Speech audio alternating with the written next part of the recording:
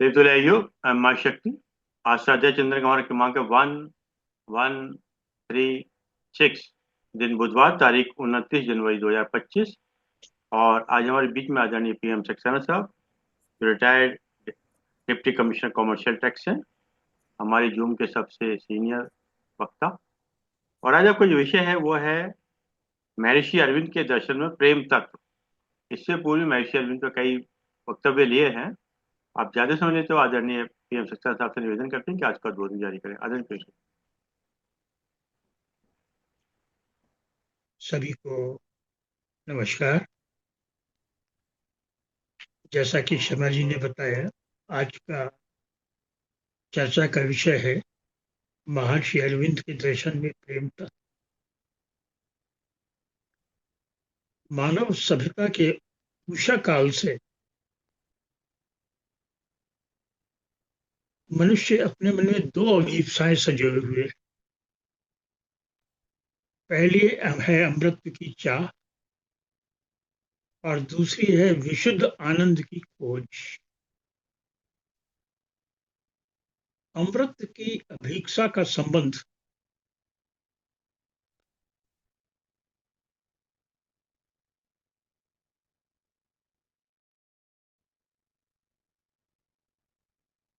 अमृत की अभिप्सा का जो संबंध है वो इंस्टिंक्ट ऑफ सर्वाइवल से, उत्तरजीविता की वृत्ति,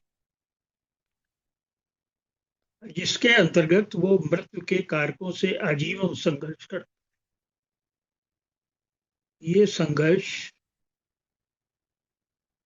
उसका जो बाह्य रूप है, भौतिक अस्तित्व, शरीर, प्राण और मन, उनकी सुरक्षा के लिए है। उसका इस भौतिक रस जो अस्तित्व है, उसकी रचना का उपादान कारण निम्न अपना प्रकृति है, जो क्वालिटेटिवली, गुणात्मक रूप से ही अज्ञानमयी, अंधकारमयी और मरण धर्मा है। तो ये जो संघर्ष है अमृत की चाह के फलस्वरूप, ये उसकी स्वाभाविक वृत्ति है। हम व्यवहारिक जीवन में देखते हैं कि मनुष्य का जन्म एक क्रंदन से होता है, क्राई से होता है। जब बच्चा पैदा होता है तो चिल्लाता। भ्रांति, विषाद, दुख, पीड़ा, व्याधि और वृद्धावस्था के इसके साथ प्रारंभ से ही मृत्यु उसका पीछा करती है। दुख से निवृत्ति और मृत्यु की ये जो चाह है, ये चाह ही उसे भगवत प्राप्ति की ओर मोड़ देती। उन सच्चिदानंद भगवान की ओर जिनकी आंतरिक शक्ति ही आनंद है, इस आनंद की खोज ही, विशुद्ध आनंद की खोज ही हमारी दूसरी अभिप्सा है, जो आदिकाल से हमारे साथ। उपनिषद कहता है, आनंद से ही समस्त भूत उत्पन्न होते हैं, आनंद के द्वारा ये जीवित रहते हैं और वर्धित होते हैं और आनंद में ही वापस जाते हैं। यदि ये आनंद न होता तो कोई एक क्षण भी श्वास न ले सकता और न जीवित रहता। आनंद, प्रेम और सौंदर्य, जॉय, लव एंड ब्यूटी, ये एक ही तत्व के तीन रूप हैं। प्रेम फूल है, आनंद उसका फल। भक्ति मार्ग की जो कृष्णाशयी शाखा है, उसमें भगवान की जो अंतरंगा शक्ति है, जिसको हम स्वरूप शक्ति कहते हैं, सच्चिदानंद, इसकी जो आनंद शक्ति है उसको ही अलादिनी शक्ति कहा गया है। इस आनंद की ही खोज हम शुरू से कर रहे हैं। इस अलौकिक शक्ति का जो प्रकट विग्रह है वो है प्रेममयी, रसेश्वरी, करुणामयी, आनंद का महासिंधु राधा रानी, जो श्री भागवत के महाराज की प्रमुख पात्र है। बिना किसी शर्त के समग्र समर्पण, प्रपत्ति, अनन्य प्रेम का अविच्छेद्य अंग है। Inseparable part. समर्पण के बिना हम आगे नहीं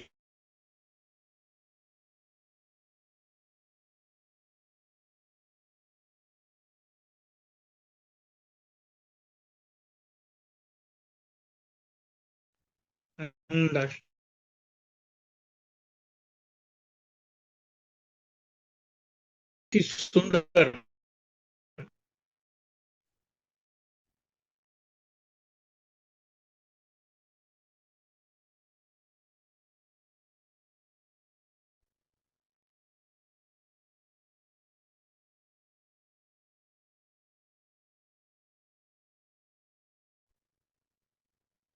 हर कोशिका, मेरे रक्त की हर बूंद, सब कुछ तुम्हारा है, पूरी तरह से तुम्हारा, बिना किसी शर्त के तुम्हारा।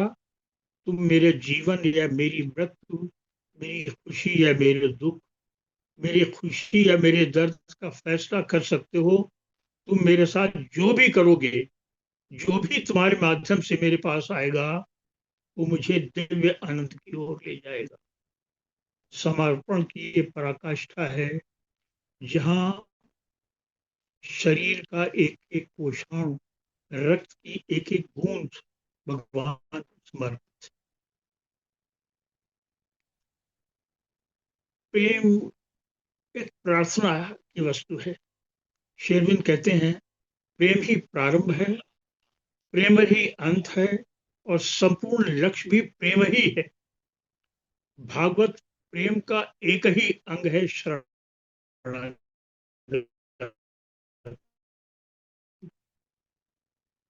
समर्पण अनिवार्य तत्व है। वे कहते हैं, the first word of supramental yoga, surrender. It's last word is also surrender. Gita का 18वां अध्याय का 66वां श्लोक, जो गीता का महावाक्य कहा जा सकता है, उसमें भी इस सरेंडर की ही बात की गई। मानव जीवन के प्रमुख जागतिक प्रेम जो संबंध होते हैं प्रेम के, उनमें 5 भाव या रस होते हैं: शांत, सख्य, दास, वात्सल्य और मधुर। जो भगवत भक्ति का मार्ग है, इसमें भगवान के साथ उनमें से ही किसी को मिलन के लिए साधन बनाया जा सकता है। इन संबंधों को की जब चर्चा करते हैं शेरविन, तो वे कहते हैं, जो संबंध अंत में सबको अपने में समा लेता है, ऊंचाई तक ले जाता है या एक कर देता है, वो प्रेमी और प्रियतम का संबंध है, यानी मधुर भाव। क्योंकि यही संबंधों प्रगाढ़, और यही जो संबंध है वही प्रगाढ़ और आनंदपूर्ण है, और शेष सबको अपनी ऊंचाइयों पर ले जाता है। रति से प्रारंभ होकर प्रेम, स्नेह, मान, प्रणय, राग, भाव और महाभाव में विकसित होता हुआ प्रेम दिव्य आनंद में रूपांतरित हो जाता है। ये है पूरी प्रोसेस भक्ति मार्ग की, और यही है संबंध प्रेम और आनंद का।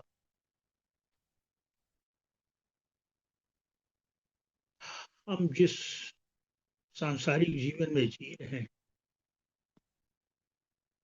इस जीवन में भागवत शक्ति जो प्रेम है, वो त्रिगुणात्मक जड़ प्रकृति अचेतना के आवरण से ढकी हुई। अचेतना का अर्थ है इनकॉन्शियस। जीवन के सारे क्रियाकलापों पर अहंकार तत्व का शासन है, ईगो। हमारी तृष्णाएं, कामनाओं, वासनाओं, लालसाओं, भावावेग में से युक्त जो तत्व है, उसको शेरविंद ने कामना। शेरविंद अपने ग्रंथ दिव्य जीवन में दो साइकिक एंटिटीज की बात करते हैं। उनमें एक तो ये कामना पुरुष है और दूसरा चैत्य पुरुष। तो ये जो तत्व है कामना पुरुष, अस्तित्व की रक्षा इसकी ही स्वाभाविक प्रवृत्ति, क्योंकि मृत्यु से इसी को भय। मृत्यु से इस संघर्ष में जो हमारा ये संघर्ष है, उसमें माता पिता पत्नी परिवार मित्रों में जो पारस्परिक सहयोग होता है और उनकी सहायता का जो तत्व है, वो आनंद प्रदान का व्यवहार अनिवार्य तत्व है।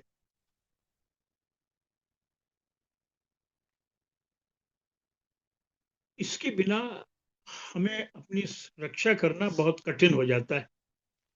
ये जो सामाजिक पारस्परिक निर्भरता है, शेरविंद कहते हैं ये बीज है जागतिक प्रेम का।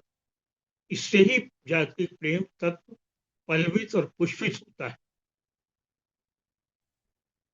इस तरह से हम देखते हैं कि प्रेम एक यथार्थता का ही विस्तारित रूप होता है। बिगनिंग में संसार में ये एक प्रकार की स्वार्थपरता ही होती। इसका स्वरूप अपने को दूसरों को दे डालना और बदले में कुछ पाना, इसकी कामना होती। ये एक प्रकार से सत्ता का व्यापार। और स्थूल रूप से और ग्रॉसर स्थिति में ऐसा भी होता है जब मनुष्य दूसरों से पाने और वसूल करने में ही सुख लेता है, दूसरों को देना नहीं चाहता, समर्पित नहीं करना चाहता। कामना का ये रूप एक प्रकार से भूख है, सत्ता की भूख, धन की भूख, जितने प्रकार की भूख है। हम कह सकते हैं कि हम मान चाहते हैं, सम्मान चाहते हैं और फेम चाहते हैं। कहते हैं कि fame is the last desire of human mind. तो ये सब एक प्रकार की क्षुधाएं हैं और इस क्षुधा को ही उपनिषद में मृत्यु कहा गया है। कारण की कामना की तरफ में प्राण शक्ति का क्षय होता है और जब अनुपातिक रूप से प्राण शक्ति की आपूर्ति नहीं होती तो यही मृत्यु का कारण बनती है। इसीलिए गीता में बार बार ये कहा गया है, डिजायरलेस होना, निरासक्त होना, कामनाओं को समाप्त कर देना। महर्षि अरविंद भी कहते हैं कि जो क्षुधा का ये विधान है, लॉ ऑफ डेथ, इसको धीरे धीरे प्रगतिशील ढंग से, प्रगतिशील रूप से प्रेम के विधान में कोई स्थान देना चाहिए, क्योंकि प्रेम आनंद है। प्रेम वो शक्ति है जो सर्वव्यापी है, जो कभी नष्ट नहीं होती। एक अहैतुक, निस्वार्थ, निष्काम व निरंतर निर्बाध विशुद्ध प्रेम सब प्रकार की मांगों से मुक्त और आत्मदान में सच्चा। तो मनुष्य का जो पहली अभिप्सा है, उसके पाने में अगर कोई चीज सहायता कर सकती है तो ये निस्वार्थ अनन्य प्रेम ही। अनन्य मैं इसलिए कहता हूं कि इसमें भगवान के अलावा दूसरा नहीं होता। अभी मैंने बताया दूसरी कामना पुरुष के अलावा हमारे सकल स्थिति की जो अंतस्थलीय सत्ता है, वो चैत्य सत्ता है।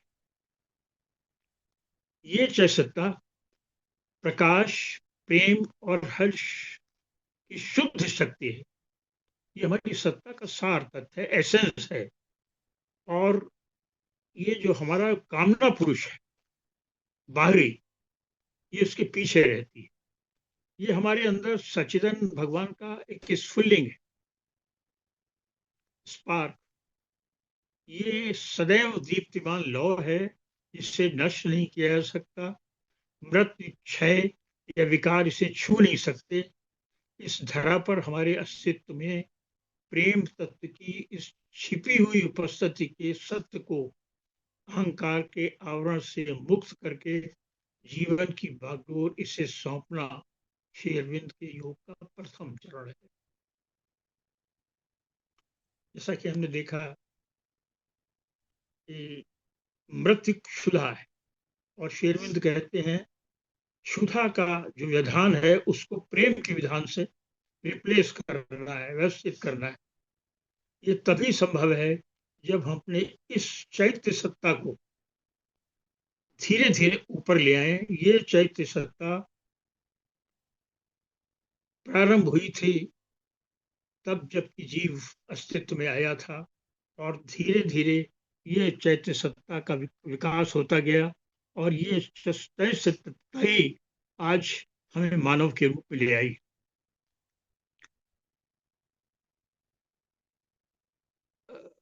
ये जो चैत्य सत्ता है, जब हम इसको जो अहंकारमयी है इसको आवरण से मुक्त कर देते हैं और इसकी बागडोर जीवन की बागडोर इसे सौंप देते हैं,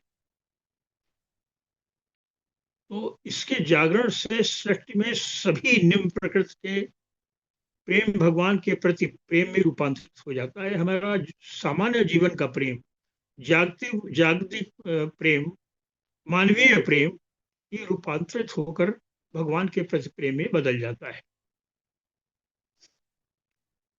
श्री अरविंद कहते हैं कि हमारे अंदर ये जो प्रेम की उपस्थिति है, ये प्रेम का तत्व जो उपस्थित है, वो हिमालय पर्वत की किसी दूर निर्जन एकांत कंदरा में बैठे संसार की पीड़ाओं यातनाओं के प्रति उदासीन व निरासक्त योगी यति का सत्य नहीं है, जो संसार के लिए अगम्य है, अपने अंतर मन के शिखरों पर आसीन है, किसी समाधि में लीन है, अनंत सत्ता के साथ मिलकर जो उनका अस्तित्व है उसके विलयन के द्वारा साई मुक्त की प्रतीक्षा कर रहे हैं। तो कहते हैं ऐसा सत्य जो प्रेम के साथ एकात्म नहीं है वो रुक्ष, शुष्क और नीरव होगा। हमें उस ऐसे तत्व की अपेक्षा नहीं है। ये विश्वव्यापी प्रेम शक्ति के प्रादुर्भाव की कहानी से जुड़ी हुई ये जो तत्व है चैत्य सत्य, ये सृष्टि के प्रारंभ से इस तरह से अस्तित्व में आया, इसके बारे में एक कहानी कही जाती है। कहते हैं शुरू में बिल्कुल प्रारंभ में जब सारा विश्व अंधकार से ढका था, अंधकार से ढका था। यहाँ पर मैं याद दिला दूं, हमारे ऋग्वेद का एक ऋचा है, उसका तीसरा अंग है जिसमें कहते हैं अंधकार से ढका था। ये नाजदीक सृष्टि रचना से संबंधित कहते हैं कि सृष्टि रचना से संबंधित सारी शक्तियां उस समय अपने वास्तविक प्रयोजन से विमुख हो गई थी और कोई भी उस निविड़ अंधकार में डूबना नहीं चाहता था। सृष्टि की रचना देवताओं द्वारा होती, तो इसीलिए कहा है सृष्टि के रचना से संबंधित समस्त शक्तियां और ये जितनी भी शक्तियां थी वो उस अंधकार के ही का आकार और रंग रूप धारण कर लिया था उन्होंने। सच्चाई का जो प्रकाश है, सत्य का जो प्रकाश है, वो उनसे छिप गई थी। कोई देवता उस गहन अभेद अंधकार में प्रवेश कर इस कठिन परिस्थिति में सृष्टि की रचना के लिए तैयार नहीं था। ऐसी स्थिति में जो दिव्य चेतन सत्ता है, जगत जननी है, अपने हृदय में उसके हृदय में आनंद और प्रेम है, प्रकाश है। उसने स्वयं एक अंश के रूप में उस अंधकार में प्रवेश करना स्वीकार किया। समस्त जीवधारियों में अनंत काल से प्रविष्ट ये प्रेम तत्व ही पृथ्वी पर उपस्थित प्रेम तत्व का मूल है, जो विभिन्न योनियों में असत से असत की ओर यात्रा कर रहा है। हमारी यात्रा असत से सत की ओर है। हमारा भौतिक अस्तित्व, हमारा प्राण, हमारा मानसिक जीवन, ये सब उस सत से सत की यात्रा में पड़ाव हैं। श्री अरविंद कहते हैं कि अगला पड़ाव अतिमानस। मदर अफ्रीका में किसी जमाने में अपने प्रारंभ में उनके एक गुरु थे, वहां उन्होंने तंत्र शास्त्र सीखा था। तो उन्होंने इस वही अपने शब्दों में कहा है। कहती हैं कि जब एसेंशियल जॉय और एसेंशियल फ्रीडम, ये दो तत्व थे जिनको अभिव्यक्त करने के लिए आवश्यकता पड़ी, तो उन्होंने चार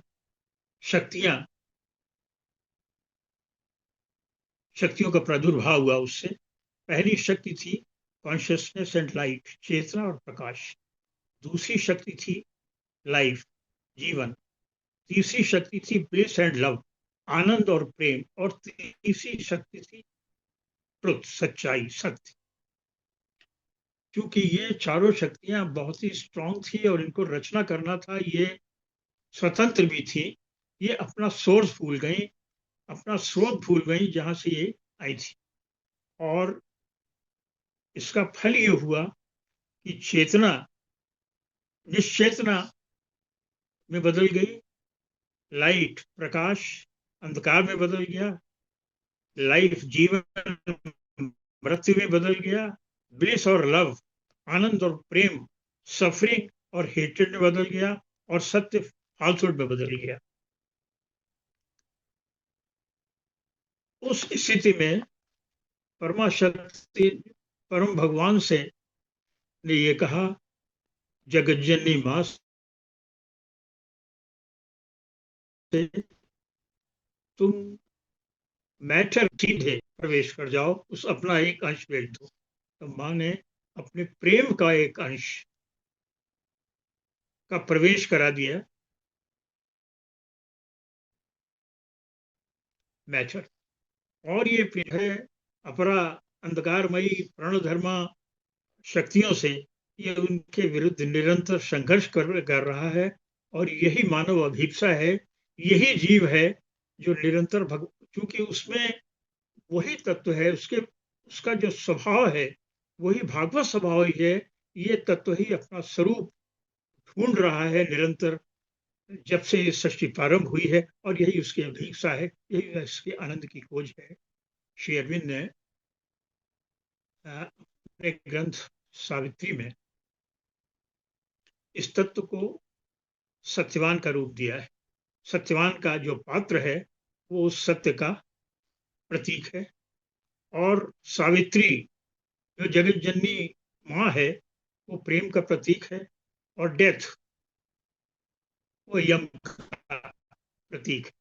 और उस पुस्तक में बहुत सुंदर ढंग से सत्यवान को, सत्य को वापस लाने के लिए प्रेम और मृत्यु के बीच का एक बहुत ही सुंदर प्राख्यान है पूरा का पूरा, जिसमें प्रेम की बहुत अच्छी व्याख्या की गई है। समय के अभाव से मैं उसे यहाँ पर उद्धृत नहीं कर सकता। ऐसा बहुत ही सुंदर व्याख्या है। और श्री अरविंद का कहना है कि ये तीन शक्तियां हमारे जीवन पर, हमारे इस विश्व पर अधिकार पाने के लिए निरंतर प्रेम और मृत्यु के बीच निरंतर इनके बीच एक संघर्ष चल रहा है। और वे कहते हैं अंततः विजय प्रेम शक्ति की ही होगी। तो ये है प्रेम तत्व जो श्री अरविंद के दर्शन में इस रूप में दिया गया है। मैंने बड़े संक्षेप में बताया है, अगर हम इसका विस्तार करेंगे तो बहुत हो जाएगा। और इसकी सारी लिंकिंग, इसका सारा संबंध हमारे जो ग्रंथ है उनसे जुड़ जाता है। ऐसा नहीं है कि शेरविन ने कुछ ऐसा ला के रख दिया है जिसको हम समझ न सके। उन्होंने अपने ग्रंथ योग समन्वय में लगभग 60 पेजेस में जो भगवत प्रेम का तत्व है उसकी विवेचना की है। मैंने उसका थोड़ा सा पार्ट जो प्रेम का रहस्य है उसको यहाँ पर आपको दे दिया है।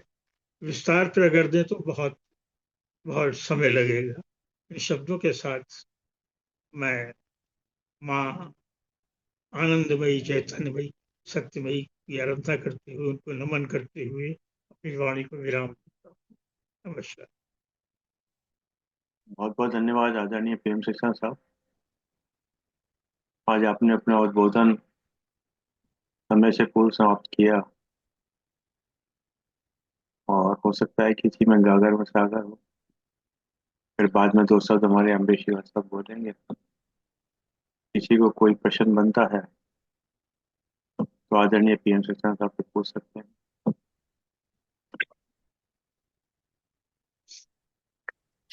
मेरा प्रश्न प्रणाम।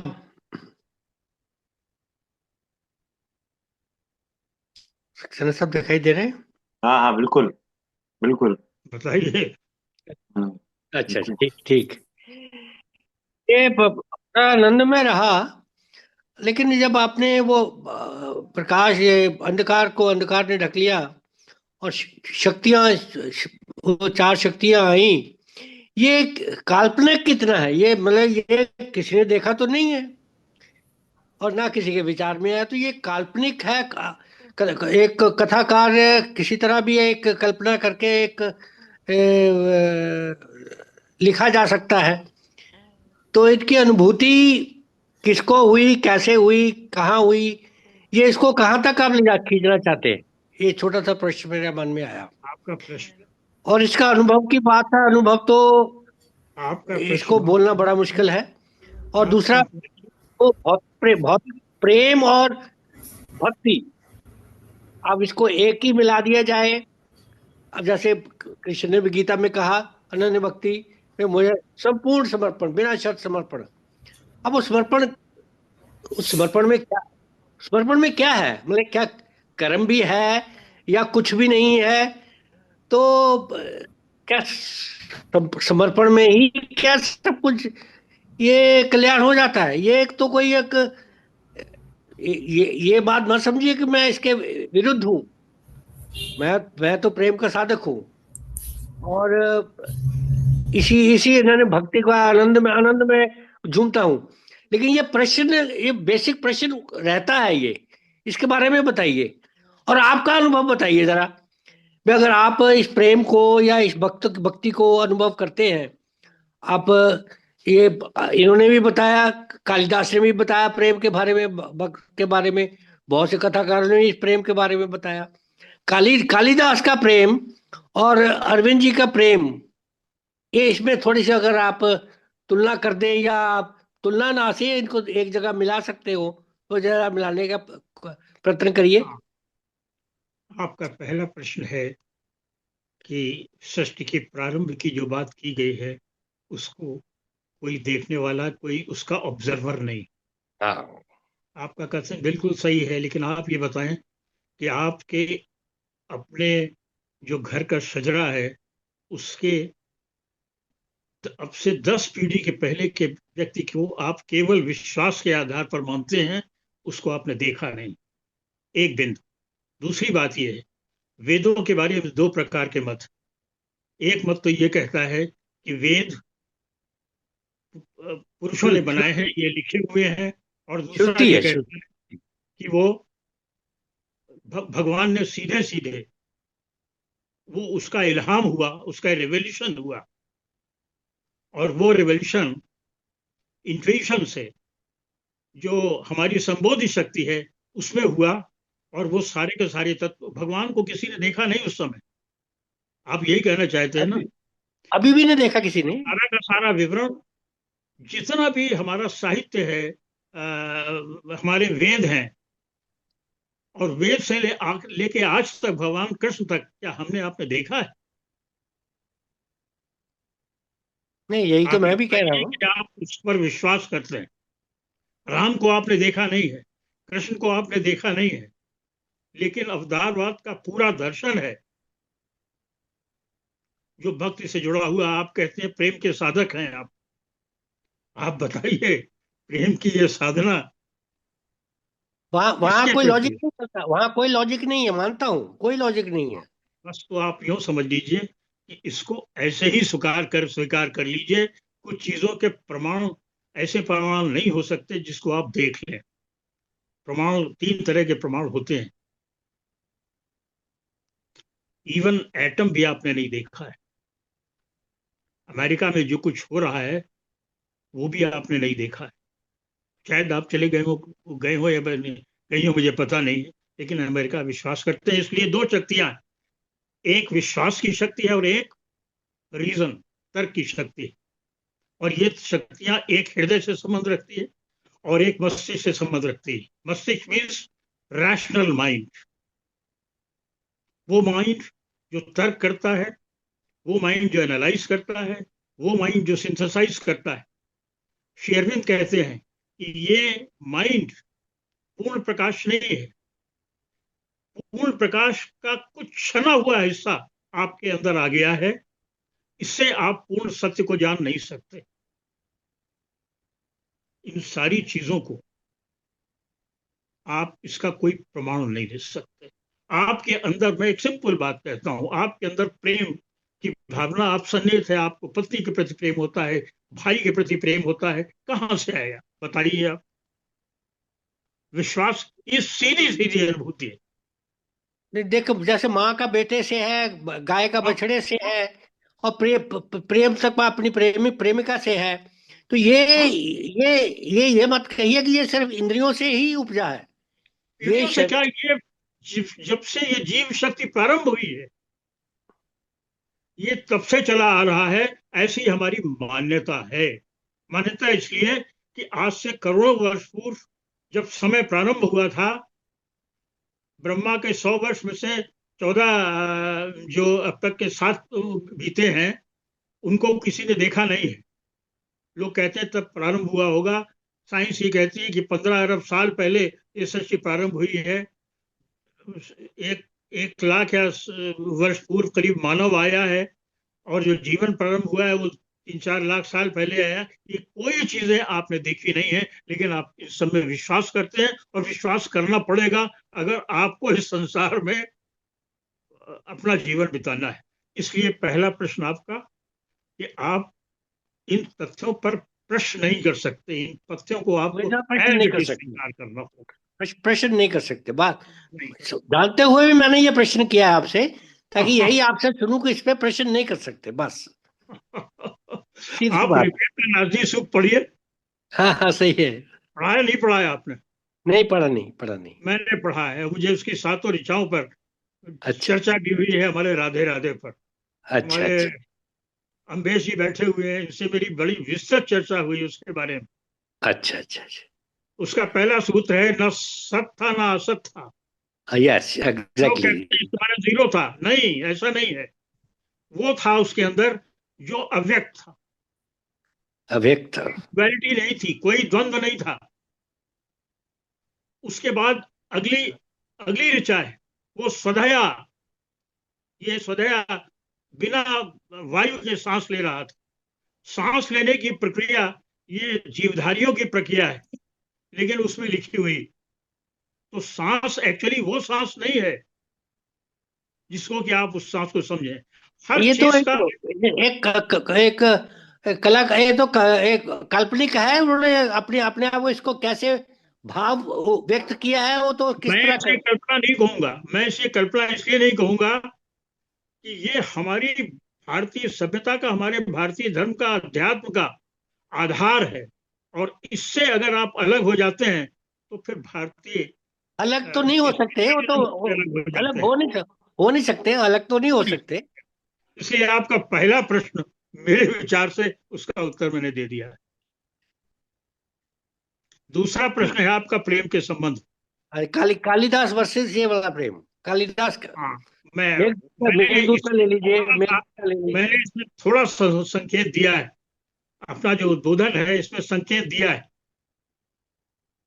थोड़ा सा आप दिया। जानते हैं कि मैंने संकेत और शेरविंद कहते हैं कि ये प्राण तत्व के साथ जुड़ा हुआ है। जो प्रारंभिक स्थिति है इसकी, वो प्राण से जुड़ी हुई। तो ये जब लाइफ जहां से शुरू होती है, वहां से ये प्राण तत्व और ये प्रेम तत्व भी शुरू हो जाता है। और वो धीरे धीरे दिव्य नहीं होने पाता, वो अदिव्य रहता है। वो आवृत रहता है अपना प्रकृति से, अंधकारमयी मरण धर्मा प्रकृति से।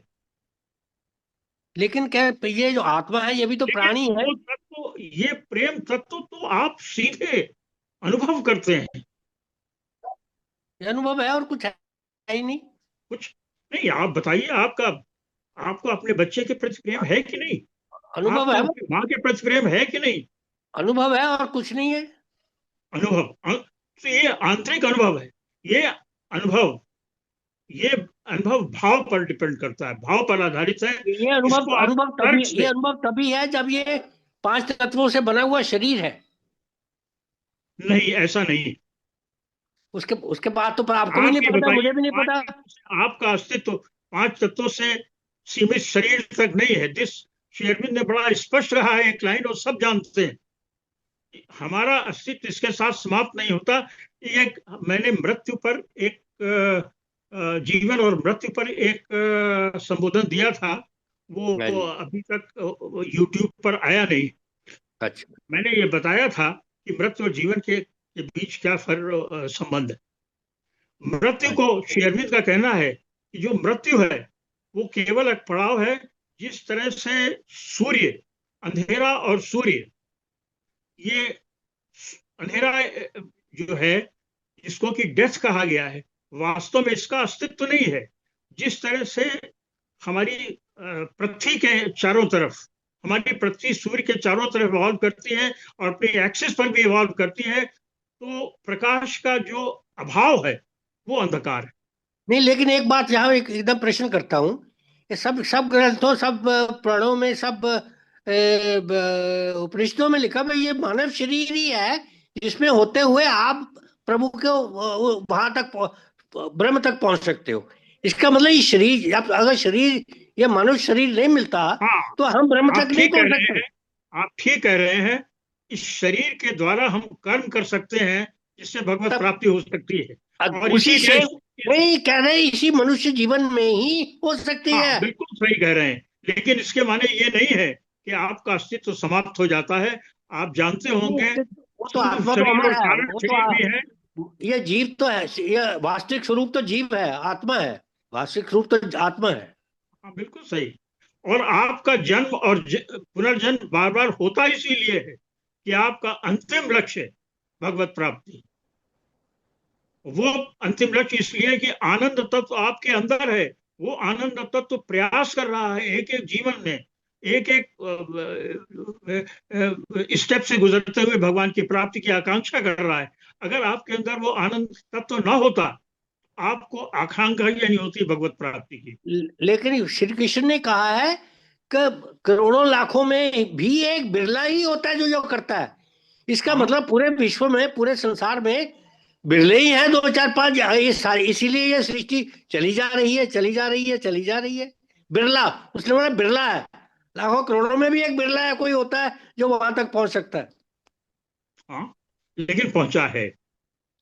पता नहीं। अरे, आप अज्यूम आप कर कह रहे लीजिए। हैं बिरला, ये तो शेरविन ने टेस्टिफाई किया है कि जिस तत्व को वो पृथ्वी पर उतार लाना चाहते हैं।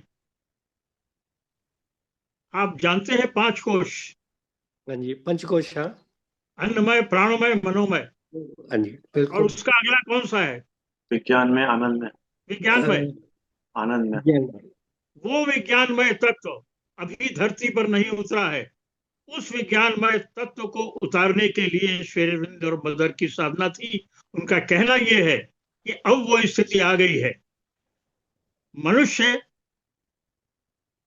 मिडिल टर्म है। जो हमारी जर्नी है, जो असत से प्रारंभ होकर सत तक जाती है, हमारी जो ये यात्रा है, उस यात्रा का मध्यवर्ती तत्व है, मध्यवर्ती पड़ाव है ये मानुष, मनुष्य। एक से बहु होने की जो संकल्प था वो पूरा नहीं हुआ है। आप समझते हैं पूरा हो गया है? आप कहीं से मुझे प्रमाण दीजिए कि भगवान का ये संकल्प पूरा होना है, वो हो गया है। अगर ये संकल्प पूरा हो गया होता तब और आगे करने को कुछ नहीं रह जाता। भगवान का वो संकल्प शायद अभी पूरा नहीं हुआ है, और इसीलिए उस संकल्प की को पूर्ति की दिशा में श्री अरविंद का अपना प्रयास था, उस विज्ञानमयी सत्ता को इस धरती पर उतार लेने का। बहुत अच्छा, बड़ा आनंद आया, आप बहुत अच्छा बताइए। लगा। आदरणीय अगला प्रश्न है मेरा अपना अनुभव। हाँ, मेरा ये सीधा अपना अनुभव है और आपका भी है कि प्रेम का तत्व जीवन का महत्वपूर्ण तथ्य है। इसको अगर जीवन से निकाल दिया जाए कुछ नहीं है, कुछ है ही नहीं, तो कुछ है ही नहीं, जीवन तो कुछ है ही नहीं। पहले कामना के रूप में होता है।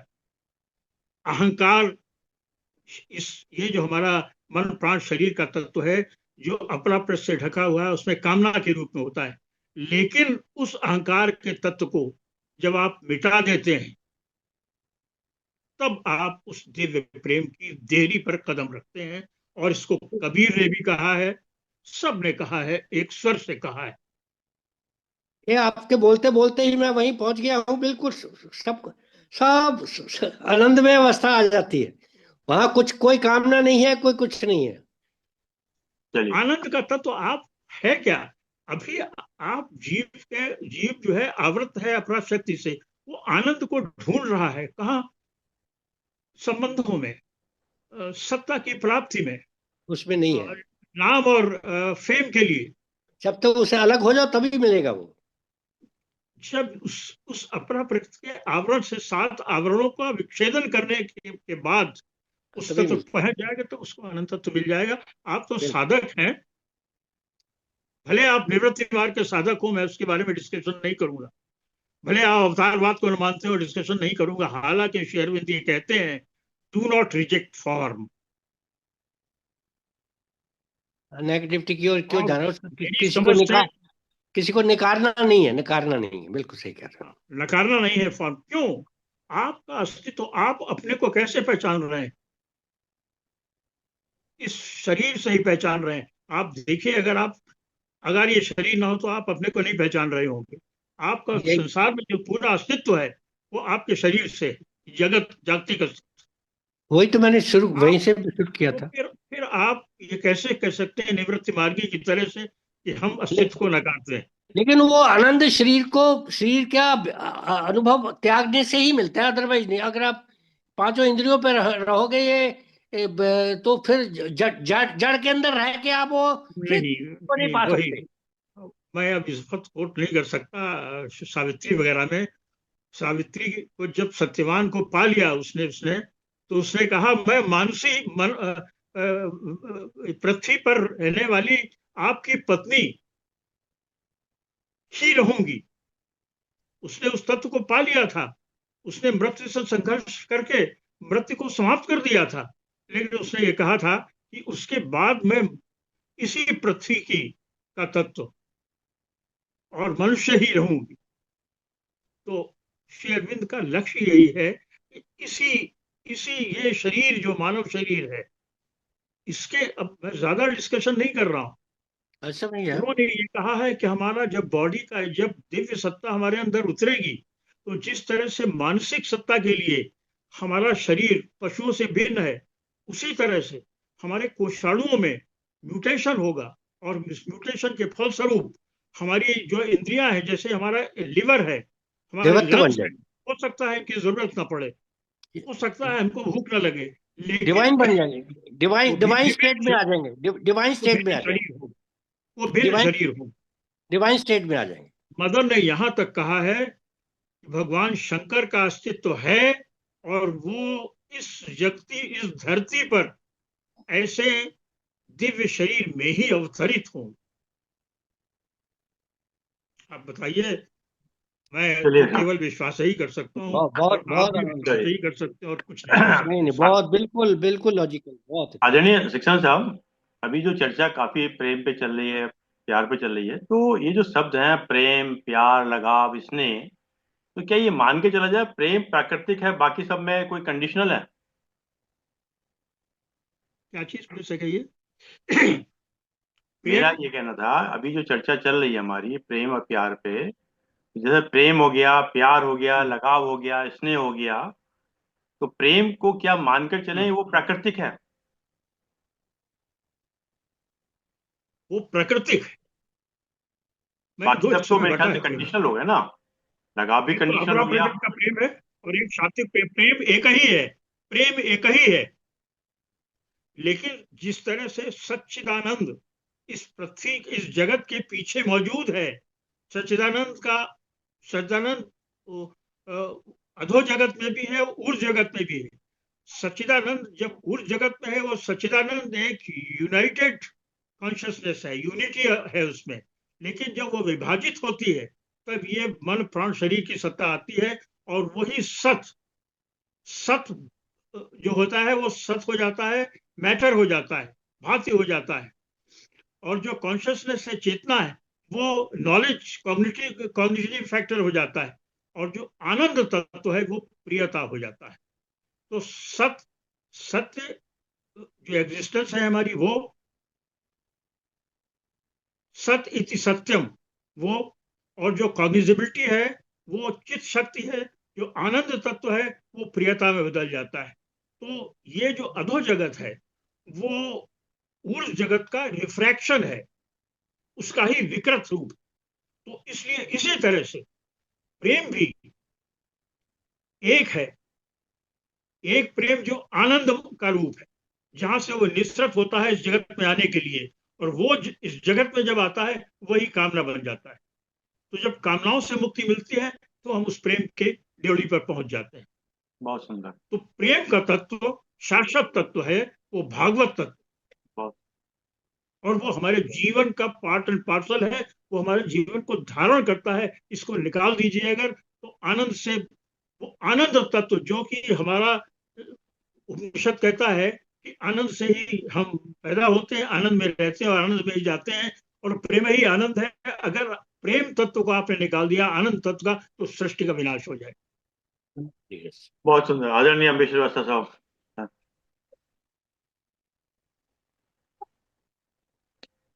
बहुत बहुत धन्यवाद सर आपका। आज का विषय आदरणीय पीएम सक्सेना साहब ने संक्षेप में बताया, इसलिए हो सकता है स्पष्टता ना आ पाई हो। आदरणीय ऋषि जी ने जो प्रश्न किया, वो एक जनसाधारण का प्रश्न था। लगभग यही चीजें सबके हृदय में रहती हैं। और सबसे बड़ी चीज ये है कि हम अपने ग्रंथों पर विश्वास क्यों न करें। वेद साक्षात ब्रह्म की वाणी है। अगर हम वेद पर विश्वास न करें, तो ये तो हमारा ज्ञान है।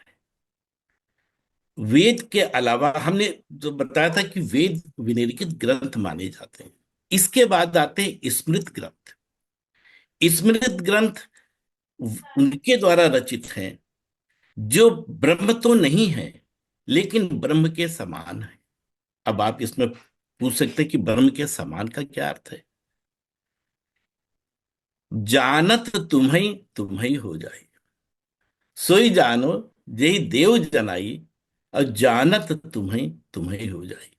यानी देखिए, ब्रह्म तो एक है। ब्रह्म एक से ज्यादा, मतलब एक अनेक नहीं हो सकता। तो जो लोग ब्रह्म को जान लेते हैं, वो ब्रह्म के समान हो जाते हैं। और उनके द्वारा अगर कोई चीज लिखी जाती है, तो वो अनुभव के आधार पर लिखी जाती है। हो सकता है उस अनुभव में हम न जा पाए। हमारी ये जो बुद्धि है ना, ये सिर्फ मनुष्य की है, मानव की है। ये उतना सोच नहीं पाती, वो कल्पना नहीं कर पाती कि क्या है। चैतन्य महाप्रभु आए, आने के बाद जिस स्थान पे बैठते थे, उस स्थान पे उनको दृश्य दिखाई पड़ता था कि पहले यहां कृष्ण लीला किस प्रकार हुई है। और उन्होंने वाराह पुराण के आधार पर उसकी खोज करी। और चलिए, आचार्य श्री राम शर्मा को देखिए। आचार्य श्री राम शर्मा जी जब तपस्या करके हिमालय से वापस आ रहे थे, तो आज जहां पर शांति कुंज है, हरिद्वार में स्थापित है, वहां जब पहुंचे तो उसकी वाइब्रेशन से वो जान गए कि यहां सप्त ऋषियों ने यज्ञ किया था। हम इसको कोरी कल्पना कह सकते हैं, क्योंकि हम उस स्तर तक हैं ही नहीं। तो हमारे हम उस अनुभव तक पहुंच ही नहीं सकते। लेकिन जो अनुभव के आधार पर जिन्होंने लिखा है, वो कोई हमारे ऐसे पुरुष नहीं थे, वो महापुरुष थे। उसके आधार पर लिखा गया। वेद व्यास जी जान रहे थे कि वेद को कोई समझ नहीं सकता। वेद के आधार पर उन्होंने तमाम ग्रंथ लिखे। वेद का अंतिम भाग उपनिषद कहलाता है। उपनिषदों का सामने आया। उपनिषद में सारी चीज बड़ी विस्तार से लिखी हुई है। उपनिषद में, मांडुक्य उपनिषद में दिया हुआ है कि जो ये कहे कि सिर्फ ब्रह्म सिर्फ निराकार है, वो या साकार नहीं है, या जो ये कहे कि साकार है निराकार नहीं है, इसके मतलब कि उन दोनों को ब्रह्म के विषय में कोई जानकारी नहीं। मांडुक्य उपनिषद इस बात को कर। चलिए उपनिषद छोड़िए आप, हम सब में सब लोग गीता मानते हैं। गीता सबसे साधारण विषय। गीता कहा किसने? गीता भगवान कृष्ण ने कहा। कृष्ण कौन है? साक्षात ब्रह्म है। ब्रह्म नहीं, साक्षात पर ब्रह्म है। चलिए हम नहीं मानते साक्षात ब्रह्म है, पर ब्रह्म। चलिए वक्ता कोई भी होगा, लेकिन हम गीता मान रहे हैं। गीता के 9वें अध्याय के 4था श्लोक देखिए, क्या कह रहा है? वो ये कह रहा है कि निर्गुण निराकार होकर के पूरे पूरे संपूर्ण जगत में व्याप्त हूं, लेकिन सगुण साकार के रूप में सृष्टि की रचना करता हूं। और छोड़िए, 12वें अध्याय का पहले श्लोक से लेकर 8वें श्लोक तक पढ़ डालिए। वहां पे अर्जुन साहब साहब पूछ रहे हैं कि आप ये बताइए कि निर्गुण निराकार की उपासना श्रेष्ठ है या सगुण साकार की उपासना श्रेष्ठ है? वो कह रहे हैं कि सगुण साकार की। भागवत कह रही है जन्म। आपको पता है इस इस कल्प के हम कितने वर्ष हो चुके? 1 अरब 97 करोड़ 27 लाख कुछ 600 और ऐसे कुछ है। मतलब 1 अरब 97 करोड़ तो पक्का है। जब से भगवान है तब से हम हैं। ये मत सोचिए कि हम बहुत कम से हैं। अरबों आपके जीवन हो चुके हैं। हम तो भी मानव शरीर का सोच रहे हैं ना। आप तालाब के एक पोखरे का इतना सा जल ले लीजिए और जरा माइक्रोस्कोप से देखिए, आपको लाखों जीव उसमें मिल जाएंगे। हम भी कभी उस जीव में होंगे। एक पोखरे का, एक तालाब का छोटा सा अंश में बता रहा हूं। आप अंदाजा लगाइए पूरे विश्व के ब्रह्मांड में कितने जीव होंगे, तो हमारी संख्या उसमें से कितनी है? मनुष्य की संख्या जो आप देख रहे हो 600-700 करोड़ की, ये तो एक तालाब के एक छोटे से अंश में पड़े जीवों की है। आपने कभी सोचा इस चीज को? तो और दूसरी चीज, एक चीज और बताऊं आपको। आज चूंकि इसकी चर्चा है नहीं, मुझे तो धन्यवाद देना, लेकिन आदरणीय ऋषि साहब ने कितना बढ़िया प्रश्न किया, उस पर मैं अपने को रोक नहीं पाया, इसलिए मैं शर्मा जी से अनुमति ले रहा हूं नहीं, 2 मिनट श्योर की। श्योर, पूरा आराम से दिए, कोई दिक्कत नहीं, समय पूरा है। तो हम हैं कहाँ? भगवान भागवत में बड़ा स्पष्ट लिखा है इस बात का। भागवत ने जब मनुष्य का शरीर बनाया तब वो संतुष्ट हुआ, क्योंकि मनुष्य शरीर के अलावा अन्य कोई ऐसा शरीर नहीं है जिससे हम ईश्वर की प्राप्ति कर सकें। इसीलिए कठोपनिषद का दूसरे वल्ली के 3 अध्याय का 4था श्लोक 2, 3, 4 आप पढ़िए।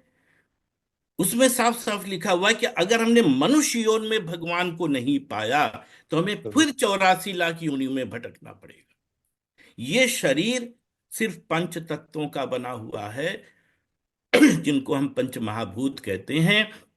लेकिन अंत समय में इन पंच महाभूत से बना हुआ शरीर यही रह जाना है, जैसा आदरणीय पीएम सक्सेना साहब ने कहा। और ये आत्मा इस आपके पंचकोशों के साथ चल देती है। पंचकोश भी नहीं होते उसमें, एक आपका सूक्ष्म शरीर और कारण शरीर, इन दो के साथ जाती है। चौर जन्म मरण के बंधन से जब तक मुक्त नहीं होती तब तक ये इसमें फंसी रहती है। हमें ये समझना पड़ेगा कि आत्मा क्या होती है, जीवात्मा क्या होती है, जीव क्या होता है। जब तक हम इन तीनों शब्दों में भेद नहीं समझेंगे, हम भ्रमित रहेंगे। हम भ्रमित रहेंगे। हम जब तक अपने जीवन का लक्ष्य नहीं समझेंगे, तब तक भ्रमित रहेंगे। जिन लोगों को भगवान के दर्शन नहीं होते, वे ये कहते हैं कि भगवान के दर्शन नहीं हो सकते। ऐसा नहीं है, लोगों ने भगवान के दर्शन किए हैं। बहुत लोग ऐसे हैं जो साक्षात बात करते हैं। 22 साल का मेरा अनुभव है। 22 साल का तो मैं कह रहा हूं, वो अनुभव है जो मैं मतलब अपनी भक्ति की बात कर, मतलब वो कर रहा हूं, अपने उसकी उपासना पद्धति की बात। वैसे तो मेरे जन्म से इस चीज का मैं उस योग में जुड़ा हुआ। तो मेरा तो ये कहना है, मानना है कि जो लोग भगवान के दर्शन नहीं कर सकते, वो ये इसको कहते हैं कि भगवान के दर्शन नहीं होते। पहली चीज। और आपके सामने उदाहरण है, मीराबाई को देखिए आप, शरीर कहाँ गई। कबीरदास जी को देखिए, उनका शरीर कहाँ गया। सोचिए, कल्पना करिए। खाली उस एक घेरे के अंदर बंद के रहने की आवश्यकता नहीं है, बाहर निकलने की आवश्यकता है। जब तक हम उस भ्रम से आगे नहीं निकलेंगे, उस घेरे से आगे नहीं निकलेंगे, भगवान को पाना आसान है क्या। ज्ञान मार्ग से करोड़ों व्यक्तियों में, करोड़ों जिंदगी में मुश्किल से एक या दो निकल पाते हैं। भक्ति मार्ग से तो कुछ संभव भी है निकल जाने की बात। लेकिन आज चर्चा हुई प्रेम की। प्रेम भक्ति का बड़ा मूल तत्व है, लेकिन भक्ति नहीं है। प्रेम एक बीच का तत्व है। हमें किससे प्रेम की एक प्रक्रिया पे आप चलिए। सबसे पहले हमें उस व्यक्ति को, उस अस्तित्व को देखना पड़ता है जिससे हमारा प्रेम। प्रेम का मतलब अकेले, कुछ जीव ऐसे हैं जो स्वयं से प्रेम करते हैं, खाली दूसरे से नहीं। प्रेम वहां भी है। अभी आदरणीय शर्मा जी ने पूछा कि प्रेम प्राकृत है या नहीं। तो ये मनुष्य की ही खाली बपौती नहीं है प्रेम, प्रत्येक जीव का प्रेम एक तत्व है। अगर जीव का प्रेम तत्व ना होता, तो हमसे ज्यादा प्रेम पक्षी अपने बच्चों की निस्वार्थ करते हैं। पक्षी आता है ढूंढ ढूंढ के, खुद भूखा रहता है, बच्चे को खिलाता है, और ये जानते हुए खिलाता है कि जैसे बड़ा होगा पलट के नहीं आने वाला। आप अपने बच्चे के साथ कर पाएंगे? बच्चे के साथ हमारा स्वार्थ का प्रेम होता है। इसी से प्रेम को डिफाइन कर लीजिए। दो तरह का प्रेम यही आ गया। और अगर प्रेम प्राकृतिक न होता, तो जीवों में, अन्य जीवों में ना पाया जाता। तो प्रेम के लिए दो लोगों को होना बहुत जरूरी। तो इसलिए पहला तत्व प्रेम की लाइन में संबंध आता है। संबंध के बाद उस पर विश्वास होना चाहिए, नहीं तो प्रेम नहीं होगा। दूसरा तत्व विश्वास होता है। जब विश्वास आ जाता है, तब तीसरा तत्व श्रद्धा का होता है।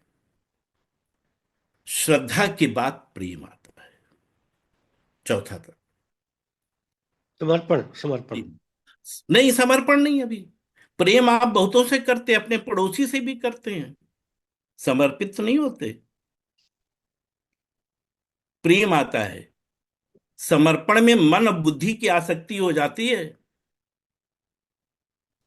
प्रेम के बाद तब भक्ति होती है, तब भी समर्पण नहीं है।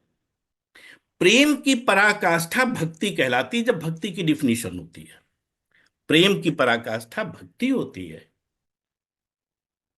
और जब भक्ति होती है, तब भक्ति की पराकाष्ठा शरणागति होती है।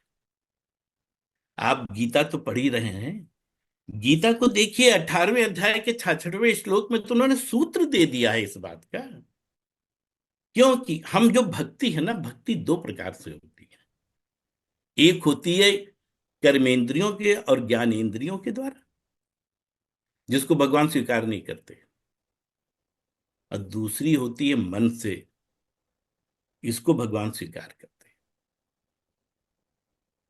तो जब अब मन कहाँ होता है, जहां आसक्ति होती है। हम कोई भी जो कर्मेंद्रियों ज्ञानेंद्रियों से कार्य करते हैं, उस वो कर्म और बुद्धि के संयोग से होता है। लेकिन आसक्ति, जब भक्ति की आगे हम बात करते हैं, तो मन और बुद्धि के संयोग के साथ मन और बुद्धि की जब आसक्ति होती है, तब वो भक्ति और समर्पण होता है। वो जो समर्पण है, वही शरणागति है। तो इसलिए प्रेम का तत्व बहुत इंपॉर्टेंट है। प्रेम से ही आनंद आगे आता है। जैसा उन्होंने कहा कि राधे राधे का, राधा जी जो है वो प्रेम की पराकाष्ठा और उसकी आराध्या है, मतलब वो उनकी देवी मानी जाती है। तो ये है प्रेम का तत्व। हमारे आदरणीय सक्सेना साहब ने बहुत संक्षेप में सारी चीजें बताई। ऋग्वेद के 10वें मंडल के 129वां सूक्त है, जो नासदीय सूक्त कहलाता है।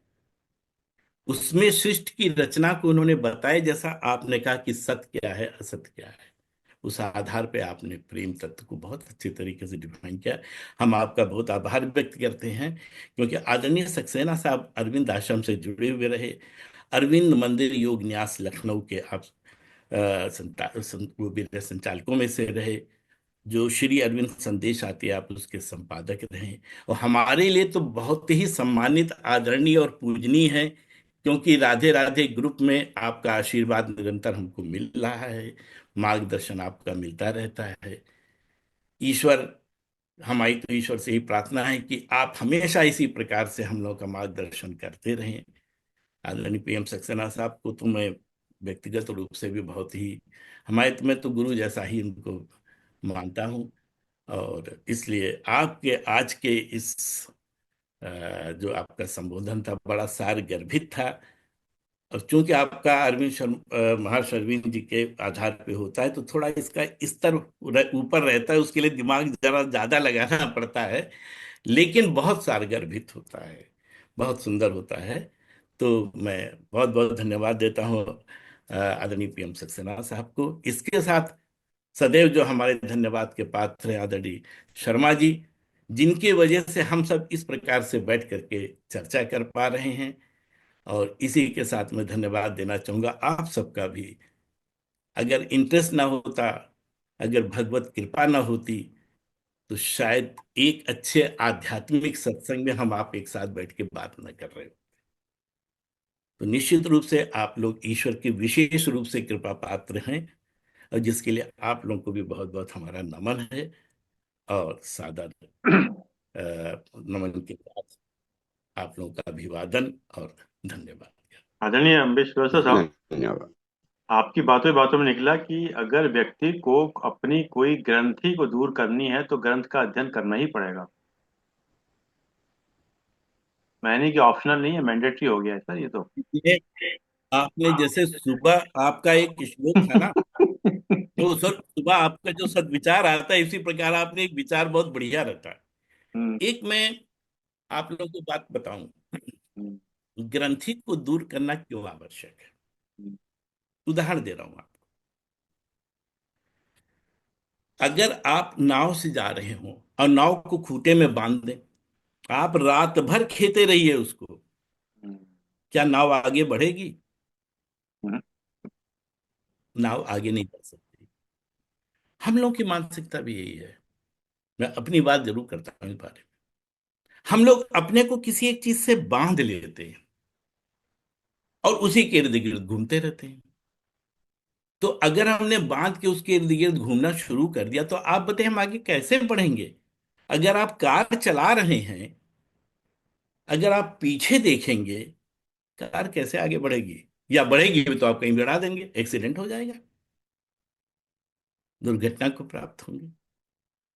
तो आ, हमारे लिए हमको किसी भी ग्रंथि में नहीं फंसना चाहिए। जो भी आपने बात कही है, ग्रंथि को पढ़ने के लिए ग्रंथ आवश्यक ही नहीं है। ग्रंथि को पढ़ने के लिए सत्संग बहुत आवश्यक है, जो आप कार्य कर रहे हैं। ग्रंथ पढ़ के भी शायद हम ना समझ पाए, लेकिन इतने मोटे ग्रंथ को हम 10 मिनट के सत्संग में समझ जाएंगे। तो आप ये समझिए कि आप तो इतना पुनीत कार्य कर रहे हैं शर्मा जी, कि ईश्वर ने आपको एक माध्यम बना दिया है इस काम के लिए, और बहुत सुंदर है। और इसमें मतलब सबसे बड़ी अच्छी चीज मुझे ये लगती है कि लोग पूछने में कोई संकोच नहीं करते, क्योंकि कहीं वो ये सोचे कि ये प्रश्न से लोग पता नहीं मेरे बारे में क्या समझे। आदमी जब तक इस द्वंद में रहता है तब तक वो आगे बढ़ ही नहीं सकता। हम्म। तो ऐसे सत्संग में प्रश्नों का रखना, प्रश्नों को पूछना, तो एक आपस की चर्चा करना, आपसे हमको ज्ञान मिलता है, हमसे आपको कुछ मिला, तो ये तो बहुत अच्छी चीज है। तो मैं तो इसके लिए बार बार आप ही को शर्मा जी बहुत बहुत धन्यवाद तो शिवा देता साहब, हूँ जो असल जवाब। आपने भी कहा ना कि ग्रंथ ग्रंथ या किताबें चुप रहती हैं, पर वो हमें चुप बोलना सिखा देती हैं। वो तो चुप रहती हैं, पर वो बोलना सिखा देती हैं। और अभी आपने जो आदरणीय हमारे श्री राम शर्मा साहब आचार्य जी के विषय में कहा था, आपको शायद जानकारी होगी, जब 1971 के बाद वो मथुरा छोड़कर हरिद्वार आए और फिर वापस मथुरा नहीं गए वो सर, और जिस जगह को ली उस जगह में काफी दलदल थी। तो जो प्रॉपर्टी डीलर उनको दिखा रहा हम्म। था वो बोले कि ये तो बहुत दलदल है, गंगा का किनारा है, सप्तऋषि का वो है, आप यहाँ क्यों ले रहे हैं। जो आपने बात कही, वो जगह विश्वामित्र की तपस्थली थी। हाँ, इस तपस्या करके थी। वो जगह का वातावरण का प्रभाव रहता है। नहीं, जैसे मुझे तो मैं ये भी बताया गया वहीं पर हम्म, कांची कुंज में के सप्त ऋषियों की तपस्थली वही थी, वही वही वो वही जो है ना, हाँ। उनकी भी। हाँ, और जैसे कि और ये आचार्य श्री राम जी को जी हाँ। बैठ के ही समझ में आ गया। और आप उसके आगे ये और चीज देखिएगा, जी। जब वो जमीन लेने आए तो उतना धन नहीं था। तो जिस होटल में जहाँ रुके, जी। उन्होंने कहा कि फोन मिलाइएगा, कोई बैंक के मैनेजर से बात करिएगा, बैंक के मैनेजर से कहने का डाक हम्म। सुनाइएगा, और हम मत वापस जाके भेज देंगे। तो ये देखिए ईश्वरी शक्ति है।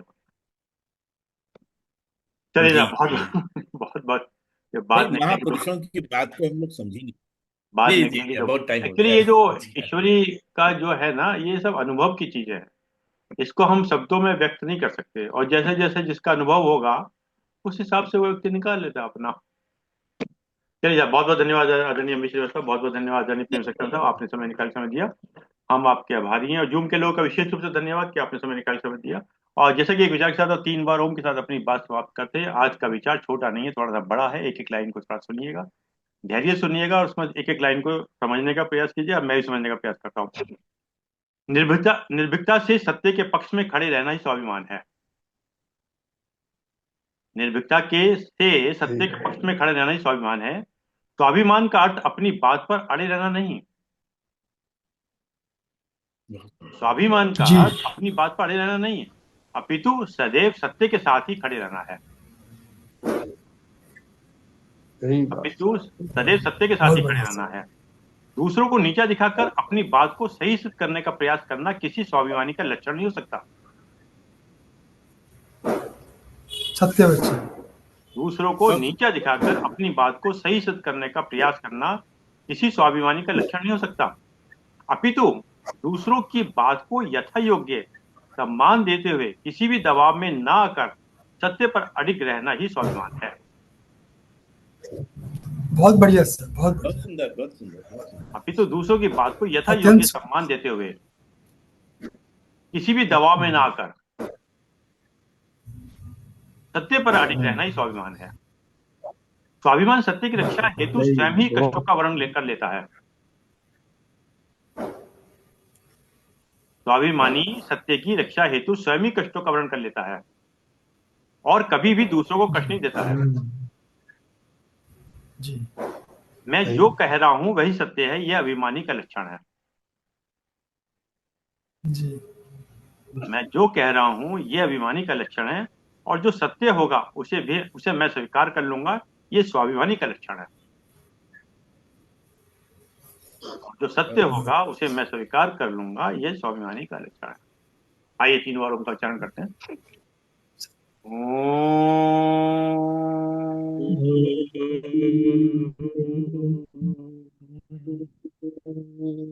ओम। ओम। ओम।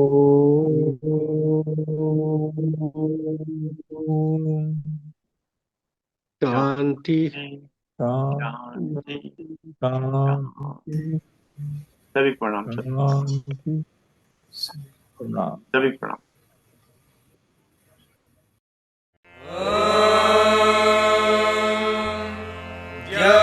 शान्तिरन्तरिक्षं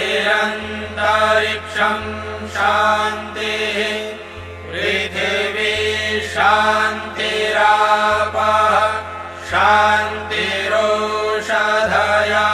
शान्तिः वनस्पतयः शान्तिर्विश्वे देवाः शान्तिर्ब्रह्म शान्तिः सर्वं शान्तिः शान्तिरेव शान्तिः।